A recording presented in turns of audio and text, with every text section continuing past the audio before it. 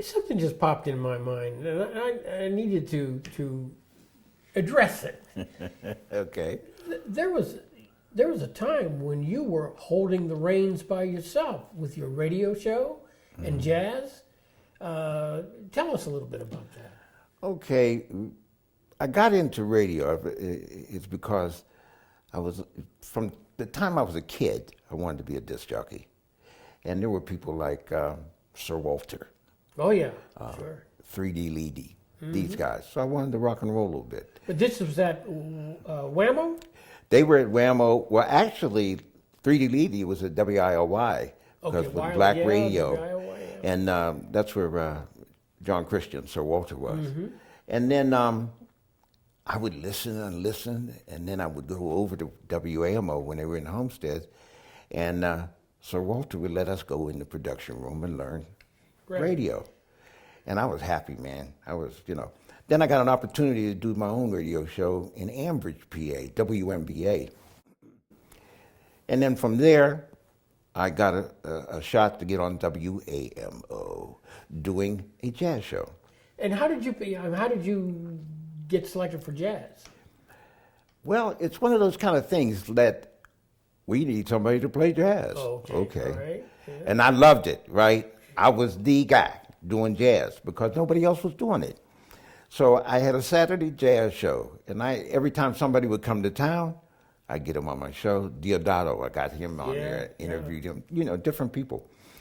And I had free reign, which is unheard of today. Unheard of now, yeah. I could play what I want. And people have asked me, they say, well, how did you program your show? I said, simple.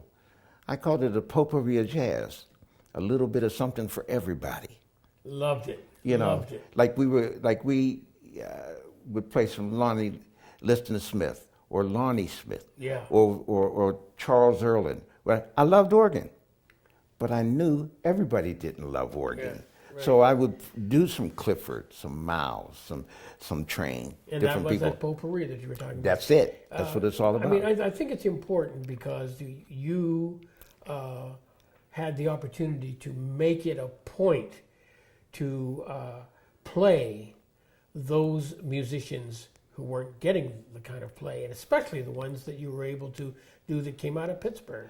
Now, I think that was that's very important. Yeah. I was always a true believer that our musicians in this city, many of them were not heard of because they never had an opportunity to get their music out there. Right. Somebody asked me one time, do you play local guys? I said, I will play a local person if it's it has to be a good piece of music. It has to be good quality. And I would play it. I would play Kenny Blake. I would play, you name them, I'd play them. Because they need this. And that was so important. And you had a feel for it and sensitivity for it. And, and I mean that. That's, when you're listening, you're learning. Oh. So you were quite the teacher for quite some time. Funny story, just to throw a story out there. David Budway, one of our premier piano players, said to me one day, man, I got into jazz because of you. I said, what are you talking about? I turned on WYJZ and you were playing stuff and I went like, what's that? Yeah, right. And I said, hey, that's cool. But that's the kind of thing many of us don't understand or even understand the impact we have on other folks by presenting this stuff. That's exactly presenting information. And that's what it is. Yeah, you had the podium, if you will. You had the platform to be able to put that out there. And what a marvelous experience. Hey, marvelous experience. I was at Whammo for about 20 years on WMO and WYJZ. Yeah, but you're only 35, man. How could you be on there for 20? Yeah, we're both. It's been a long, long time. Okay, yes, but it's fun. It's been fun. Definitely. Maybe we can get some more radio back in this town. Well, that would be awesome. That's what we need.